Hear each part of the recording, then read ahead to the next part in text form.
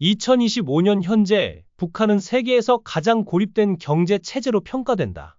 한국은행에 따르면 북한의 GDP는 약 285억 달러, 1인당 GDP는 1147달러로 한국의 33,121달러와 비교해 현저히 낮다.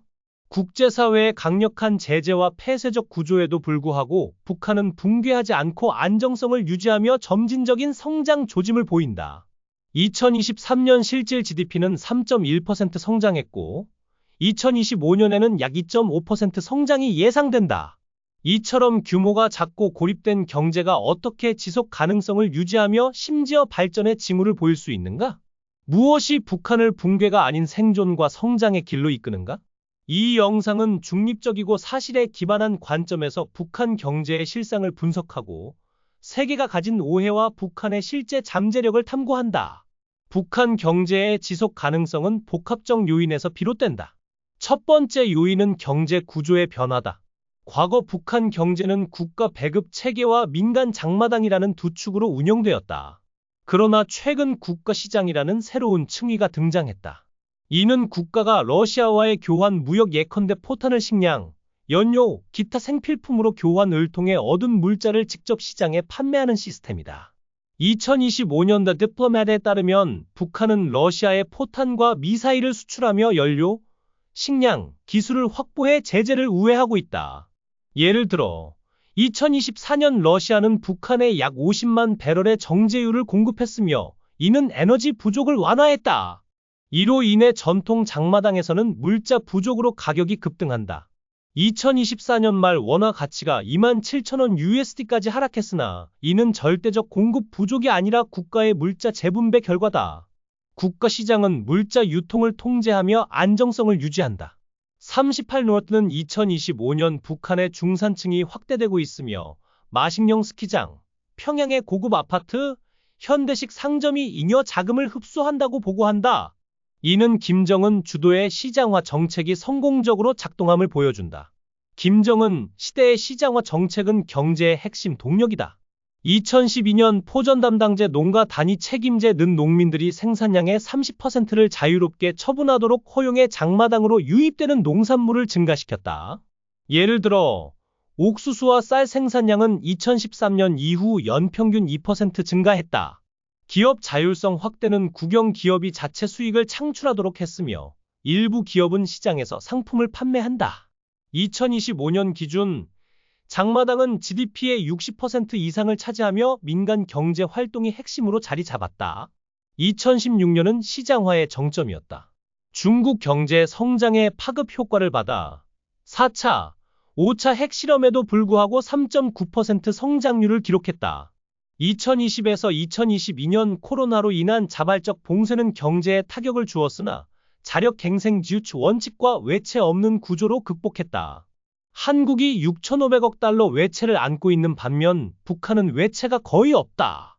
이는 외부 충격에 대한 회복력을 보여준다. 외부 협력은 북한 경제의 안정성을 강화한다. 중국과의 무역은 2025년 기준 북한 총 무역의 98.3%를 차지하며 식량, 연료, 비료, 기계류를 공급한다. 2023년 국경 재개 이후 중국은 연간 약 20억 달러 규모의 상품을 제공하며 식량 자급률 약 80%를 유지한다. 예를 들어 2024년 중국은 북한에 100만 톤 이상의 쌀과 옥수수를 수출했으며 이는 식량 부족을 완화했다. 러시아와의 협력은 더욱 중요해졌다. 2025년 The Diplomat은 북한이 우크라이나 전쟁 이후 러시아에 포탄과 미사일을 수출하며 연료, 식량, 기술을 확보한다고 보도했다. 2024년 러시아는 북한에 약 50만 배럴의 정제유, 30만 톤의 밀, 농기계, 건설 장비를 공급했다. 이는 평양의 전력망 개선과 농업 생산성을 높였다. 농업 생산의 안정화도 중요하다. 2023년 한국은행은 기상 조건 개선으로 농업 생산이 2.7% 증가했다고 보고했으며 이는 식량 자급률을 높였다. 북한 주민의 삶은 경제적 변화를 반영한다. 평양과 신의주 같은 주요 도시에서는 중산층이 성장하며 고급 식당, 커피숍, 스마트폰 사용이 증가했다. 2025년 38노트는 평양의 신흥 부유층이 고급 아파트와 마식령 스키장을 이용한다고 분석한다. 예를 들어 평양의 미래과학자 거리에는 현대식 아파트와 상점이 들어서며 주민 10% 이상이 스마트폰을 사용한다. 그러나 시골 지역은 여전히 빈곤하다. Human Rights Watch는 2025년 강제 노동이 경제 운영의 핵심이며 농촌 주민 다수가 식량 부족에 시달린다고 지적한다. 장마당은 일반 주민에게 생필품을 제공하지만 가격 상승에 쌀 6,000원 kg 2024년 은 저소득층의 부담이다.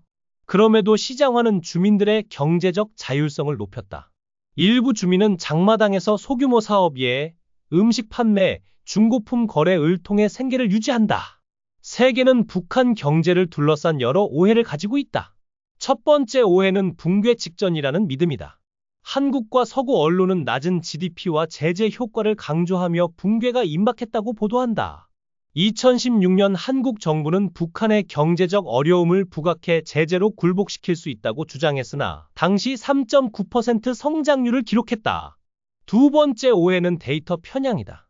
탈북자 증언은 장마당 가격 상승만 반영하고 국가 시장을 간과한다. 2016년 쌀 가격이 5,000원기까지 올랐으나 이는 국가의 물자 통제 결과였다. 2025년에도 탈북자 데이터는 쌀 가격이 6,000원기에 달한다고 보고하지만 이는 국가 시장의 공급 조절을 반영하지 않는다. 세 번째 오해는 자급자족 능력의 과소평가다. X 플랫폼에서 북한 GDP는 한국의 1/50이라며 취약성을 강조하지만 자력 갱생과 노동 동원력을 무시한다. 네 번째 오해는 시장화의 간과다. 세계는 북한을 경직된 계획경제로 보지만 장마당은 GDP의 60% 이상을 차지한다. 다섯째, 제재 효과 과대평가다. KEIA는 2025년 인플레이션이 심각하지만 붕괴로 이어지지 않는다고 지적한다. 여섯째, 중국과 러시아의 역할을 축소한다. 서구 분석은 제재가 북한을 고립시켰다고 보지만 중국의 20억 달러 무역과 러시아의 지원은 이를 무력화한다. 일곱째, 주민 삶의 양극화를 무시한다. 서구 보고서는 빈곤만 강조하지만 평양의 중산층 성장은 간과된다. 북한 경제의 잠재력은 오해 속에서 간과된다.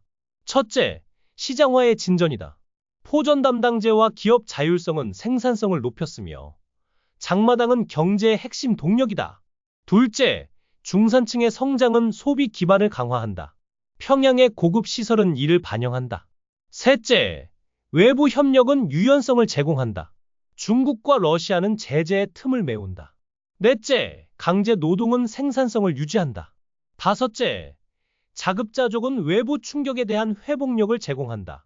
여섯째, 인프라 개발은 장기적 잠재력을 보여준다. 러시아의 장비 지원은 건설과 전력망을 개선했다. 결론적으로 북한 경제는 시장화, 외부 협력, 자급자족의 결합으로 지속된다. 세계의 오해는 이 잠재력을 간과하며 한반도 평화를 논하려면 실상을 직시해야 한다.